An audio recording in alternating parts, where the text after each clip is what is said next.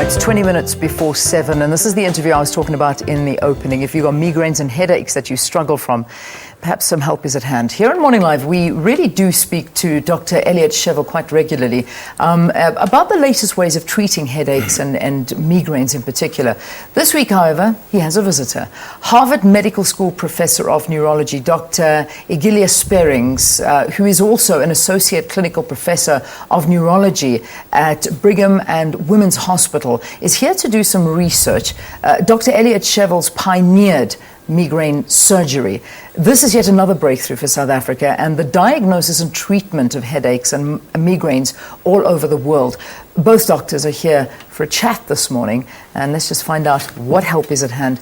Good to have you as usual, Dr. Shevel. Thank you very much for coming in, and a big welcome to our professor who's joining us, Dr. Spierings. Thank you very much for being with us. All right, for the benefit of the viewer that perhaps this is all sounding a little bit new to them because they're not aware of the work that you've been doing. Remind us what it is that you're doing to assist in headaches, cluster headaches and migraines. Well, basically, Leanne, our approach here is different to the approach taken elsewhere, and that is we zone in on where the pain is coming from so that we can treat the patients logically according to the origin of the pain. Okay, so that in a nutshell is what it's about. Now, what are you doing? What are you doing here in South Africa? This is Dr. Shevel's approach to migraine treatment is unique. As far as I know, there's nobody in the world who does it, or certainly who has as much experience as him doing that. And what is unique about it is that he tries to understand headache presentation in its mechanisms. And basically what we're talking about is sustained contraction of muscles of the head, neck, shoulder, upper back area, and dilation and inflammation of blood vessels. And he tries to determine that in individual patients with the techniques that he has, and then approach that surgically by addressing the blood vessels, by addressing the muscles of the head. Yeah. There's a whole lot of debate about headache mechanisms. It's a landmine in terms of the controversy that exists around it.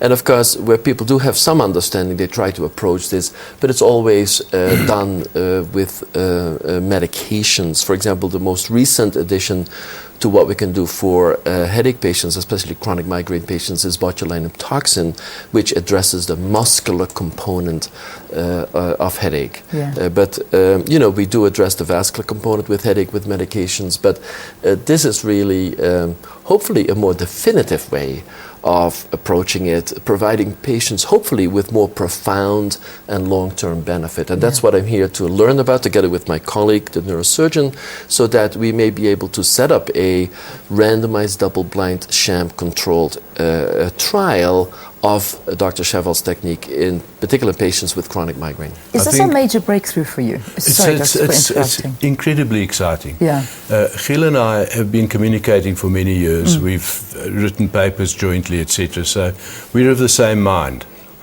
But to have someone of this standing to come here is wonderful. And the most important thing is, somebody working at the tip of Africa on their own, that has not got that much credibility in the world.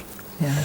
But if this study can be set up in the Netherlands and done properly according to scientific rigors, etc., it will go a long way to getting all this accepted throughout the world. Yeah. And not only that, I think it's also very important. I mean, it would be an important step forward in terms of what we can offer patients in terms of therapeutics, but it also would kind of substantiate the ideas that Dr. Shevel and I myself, amongst others, have had, that these structures are indeed important as headache mechanisms. So it would be a validation of basically our thinking. And we've been in touch about this for decades, I think more than years. Yeah. And we have very much a similar way of looking at headache mechanisms and attempting to address those. I mean, in fact, you've actually published that the current classification and diagnosis of migraine is not based on any data at all and is actually a waste of time, which is a bit worrying for people that are struggling with this. So what do you mean by this? Yeah, no, that's what I mean with that is that back in the 1980s, the International Headache Society came up with not just a headache classification, but also with diagnostic criteria for the individual headache conditions. For example, migraine is one of the most common ones. And unfortunately, what they have done is put a lot of arbitrary numbers in there. For example, according to the International Headache Society classification, a migraine headache can no other than last between 4 and 72 hours. Now, 4 is even on the short side, but I certainly know plenty of migraine patients who have migraine headaches that last 4, 5, 6 days, or sometimes even longer. And so within this classification, they don't qualify for that diagnosis, which in and by itself is not that bad, but the fact that you think that migraine headaches can be defined as lasting between 4 to 72 hours, which people just pulled out of their head. It's not anything that's based on scientific evidence. And I think going about headache classification that way, I think is potentially extremely harmful, because we're going to create arbitrarily defined conditions and further examine them with the thought that we would be getting useful information from that. Yeah. If I can jump in, and the other thing is certain headache specialists who confine themselves, who work rigorously toward with this classification, as Gil pointed out, somebody who gets headaches for 5 days, they would then not be classified as migraine. They wouldn't be getting the migraine drugs that they should be getting. So basically, this classification means a lot of people are getting the wrong treatment. Dr. Shevel, the treatment that you offer, how many South Africans have actually taken to it, have used it, and some of the feedback that you've received? Oh my Lord. Hundreds? Are we talking thousands? No, many thousands. Thousands of people. The headache clinic started in '95. And we see maybe 100, 150 new patients a month. So and you're always doing this procedure, and the results are? The results are very, very good. Look, there's no medical procedure that can give you 100%. But the results are better than anything else. So, but because also across the board, the treatments that we have for, let's say, migraine, although we have made a lot of progress, we have made a lot of progress, not really necessarily understanding what migraine is all about, but, medicine is empirical. Over time, we kind of understand what works and what doesn't. So in that way, we have been able to progress. But, still the treatments that we have are, falling short tremendously. So there is a need for further advancement. And, most people look at it really from a very descriptive perspective, looking at headache, while Dr. Shevel looks at it more from a mechanistic perspective. So that's really, I think, the fundamental difference. He's trying to understand. When I treat a patient with headache, I also try to understand what his or her headaches are all about, and treat that accordingly, rather than just looking at it, is it between 4 and 72 hours, or does it fit 2 of those 4 criteria as the International Headache Society proposed that.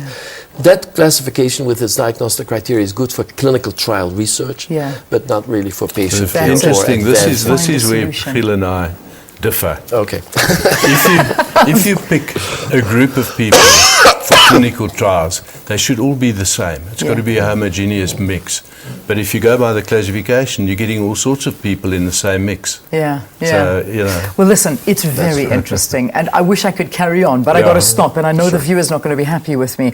The Headache Clinic is who you have to contact to find out more about this procedure that you can have to try and help. But the great news is that this procedure is finally getting some legs and may very well move into an international arena, develop here in South Africa. Dr. Elliot Shevel from the Headache Clinic, and Dr. Egilius Spierings, who's a professor of neurology from the Harvard Medical School. Thank you for coming to South Africa and taking this seriously. I think this could be the solution we're looking for. Thank you very much. Thank you very much.